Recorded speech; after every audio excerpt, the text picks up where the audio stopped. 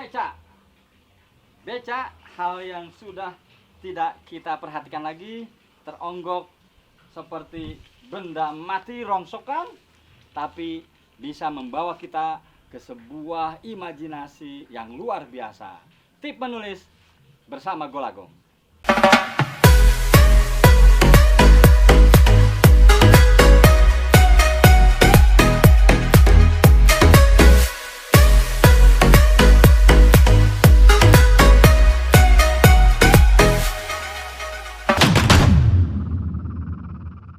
Beca. Sahabat, bertemu lagi tip menulis bersama Golagong. Kenapa saya tadi berteriak beca? Kalau kita jalan misalnya ya, di arah saya misalnya ya, sebelum ada transportasi online ya, ojek online, mobil online. Kalau saya jalan, pasti saya larak lirik. Ada tukang beca. Saya panggil misalnya namanya Mang Rahman. Mang Rahman, Mang Rahman. Enggak nengok-nengok. Tapi kalau saya teriak, beca, beca, nengok tuh. Unik kan? Jadi beca bisa men-trigger kita untuk sebuah ide cerita pendek. Apa yang akan saya tulis ketika melihat beca? Ini beca ini ada di Museum Literasi Golagong. Jadi saya menyimpan beca. Ini harus diperbaiki lagi. Nah, apa yang akan saya tulis? Itu bisa saya mulai cerita itu dengan memanggil Mang Rahman. Mang Rahman, Mang Rahman. Dia tidak menengok. Tapi ketika dipanggil beca, lalu menengok. Kemudian tukang becanya, mau kemana Pak? Kenapa tidak mesan ojek online, mobil online, Grab misalnya ya? Nah, di situ cerita bermula. Kenapa si tokoh aku ingin naik beca? Nah, beca sekarang tidak sebebas dulu. Ada jalan-jalan yang nggak bisa, ya. Tapi kalau misalnya di kota kabupaten, di kota pariwisata, misalnya setting lokasinya kita pindahkan ke sebuah kota kecil pariwisata, saya akan bilang, si tokoh itu akan bilang, aduh, kalau naik Grab, naik online, bosen dong, saya ingin menikmati beca. Tapi ending ceritanya yang tidak terduga. Jadi si pembaca dibawa ke transportasi zaman dulu. Kenapa si tokoh ini kok naik beca? Oh, ini tadi karena bosan naik Grab, online atau mobil pribadi, sehingga dia ingin bernostalgia naik beca.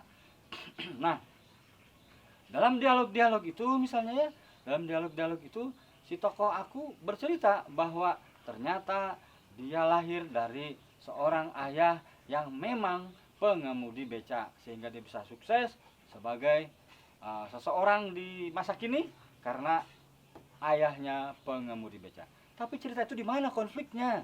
Nggak ada di mana konfliknya coba. Nah, ternyata si aku itu adalah bos dari sebuah perusahaan transportasi online. Nah, endingnya di situ. Lalu dia turun misalnya, Pak, bagaimana kalau beca ini saya beli? Bapak, saya kasih handphone, saya kasih motor, agar Bapak bisa mencari uang dengan transportasi online tadi. Bapak akan saya ajari bagaimana cara menggunakan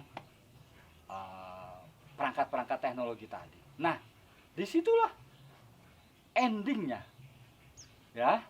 Jadi endingnya tentu pembaca merasa terkejut. Oh, ternyata si tokoh itu yang selama ini dijelek-jelekan. Jadi selama mengendarai itu, si tokohnya duduk, lalu kapnya dibuka, misalnya minta dibuka, si tukang becanya mengeluhkan, memaki-maki, menjelek-jelekan tokoh-tokoh yang berada di balik kesuksesan transportasi online.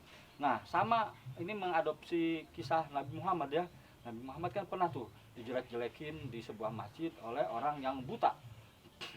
Tapi Nabi Muhammad sering memberi minum, makanan, sehingga suatu hari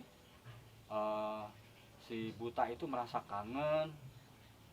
Lalu sahabat Nabi memberitahu sudah meninggal dan dia adalah Nabi Muhammad yang kau jelek-jelekan.